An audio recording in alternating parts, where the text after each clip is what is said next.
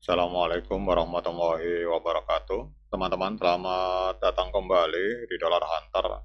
Jadi di sini kita akan update informasi mengenai perkembangan dan peristiwa terkini yang terjadi di seputar dunia cryptocurrency, teman-teman. Namun seperti biasa, sebelum kita berbicara tentang dunia kripto, mari hari ini kita berdoa bersama-sama memohon pada Allah agar kita semua senantiasa diberikan nikmat berupa kesehatan dan juga diberikan keberkahan dalam setiap rezeki yang kita terima pada hari ini, teman-teman. Oke, teman-teman, hari ini kita akan update informasi mengenai Sui Network, teman-teman. Ini kita lihat untuk Sui hari ini mengalami koreksi sebesar 1,1%, diperdagangkan di angka 1,43 US dollar, teman-teman. Kemudian untuk kapitalisasi pasar dari Sui, ini hari ini ada di angka 5,43 miliar US dollar, menempati peringkat ke-20 di coin market cap, dan untuk volume 24 jamnya mengalami kenaikan sebesar 4,25%, ada di angka 607,37 juta US dollar, teman-teman. Kemudian untuk supply total dari Sui, ini ada di angka supply totalnya 10 miliar, namun yang beredar baru 3,79 miliar Sui, teman-teman. Kemudian yang berikutnya kita akan melihat untuk harga tertinggi sepanjang masa. Jadi 1 tahun yang lalu, tepatnya tanggal 7 Januari 2025, Sui ini sempat menembus harga 5,35 US dollar, teman-teman. Jadi kalau kita melihat dari harga tertinggi sepanjang masa, ini Sui ini sedang diskon 73%, teman-teman. Ini harga hari ini 1,43, sementara di masa lalu itu sempat menembus harga 5,35 US dollar. Nah, sekarang kita akan update beberapa informasi terbaru tentang Sui, teman-teman. Jadi Grayscale ini memperbaharui pengajuan S1 untuk ETF Spot Sui, bergabung bersama Bitwise dan Canary Capital dalam mengajukan persetujuan dari SEC. Jadi ETF ini akan mengikuti harga Sui dan hasil staking dengan Coinbase sebagai kustodian dan BNB Melon sebagai administrator, teman-teman. Jadi kelihatannya untuk Sui ini akan diajukan ETF-nya sama dengan Bitcoin ETF maupun Ethereum ETF, teman-teman.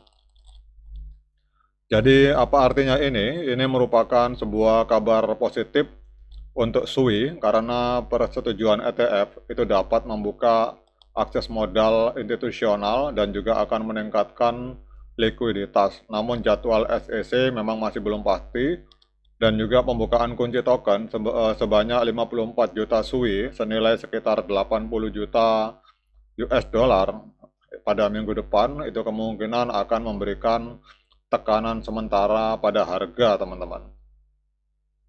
Kemudian kita lihat di sini Nansen, perusahaan analitik blockchain Nansen ini menambahkan pelacakan Sui, jadi menyediakan data real time tentang aliran dompet, aktivitas DeFi, dan metrik jaringan seperti misalkan transaksi harian sebesar 4,3 juta US dollar, teman-teman. Jadi apa artinya ini? Artinya adalah bahwa kita lihat di sini integrasi ini bersifat netral hingga positif karena transparansi yang lebih baik itu dapat menarik pengembang dan institusi. Namun total value lock dari Sui kurang lebih 1 miliar US dollar ini masih tertinggal dibandingkan pesaingnya seperti Solana, sehingga pertumbuhan ekosistem itu masih sangat dibutuhkan, teman-teman.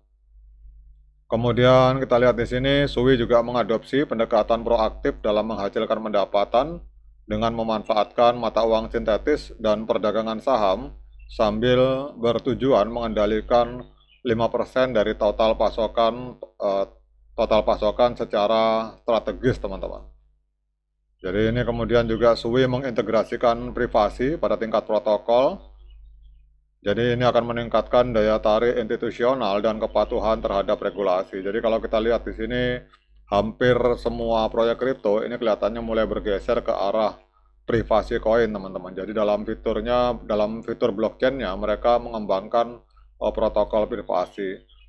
Nah, kemudian kita akan lihat untuk tren Sui, teman-teman. Jadi hari ini kalau kita lihat cara tren jangka pendek ini trennya masih tren penurunan karena harga masih berada di bawah EMA 13 dan EMA 21 di time frame hari, teman-teman. Kemudian cara jangka panjang juga sama, kita lihat trennya masih tren penurunan karena harga masih berada di bawah garis kuning, teman-teman.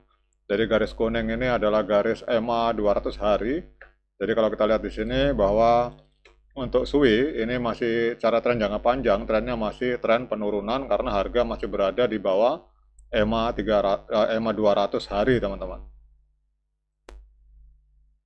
Kemudian yang berikutnya kita akan lihat untuk sinyal dari TradingView. Jadi kalau kita lihat di sini untuk SWI di market Binance berdasarkan analisa dari TradingView ini kita lihat diperdagangkan di angka 1,432 US dollar, teman-teman, mengalami penurunan sebesar 0,6%.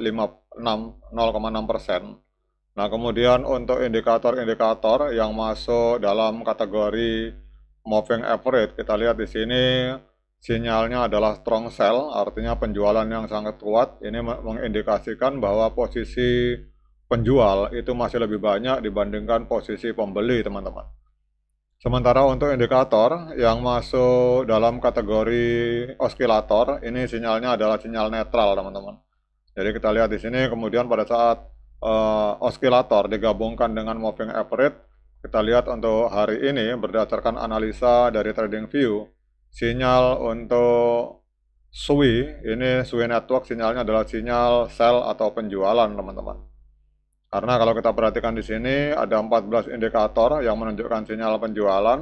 Jadi kita lihat di sini EMA 50 menunjukkan sinyal sell, kemudian simple moving average 50 juga menunjukkan sinyal sell, kemudian exponential moving average 100 ini juga sinyal sell, kemudian simple moving average 100 juga sinyal sell. Jadi kita lihat di sini ada 14 indikator. Jadi TradingView ini menganalisa dengan menggunakan kurang lebih hampir 26 indikator, teman-teman. Jadi ada 14 indikator yang menunjukkan sinyal penjualan, kemudian 8 indikator menunjukkan sinyal netral, teman-teman. Jadi relative strength index kita lihat netral, stokastik netral, kemudian kita lihat untuk indikator CCI juga masih netral, teman-teman. Jadi di sini kita lihat untuk indikator netral ada 8 indikator dan hanya sekitar 4 indikator yang menunjukkan sinyal pembelian, teman-teman. Jadi momentum, kemudian William percent ring ini pembelian, tetapi secara umumnya ini masih didominasi oleh penjual, teman-teman. Nah, kemudian pertanyaan berikutnya, dengan berbagai informasi yang sudah saya sampaikan ini, apakah layak bagi kita untuk melakukan pembelian token SWI? Nah, untuk menjawab pertanyaan tersebut, saya persilakan teman-teman untuk melakukan dior dan investigasi secara mandiri karena uang Anda adalah tanggung jawab Anda masing-masing. Oke teman-teman, demikian update informasi kali ini. Semoga bermanfaat. Sekian dari saya. Assalamualaikum warahmatullahi wabarakatuh.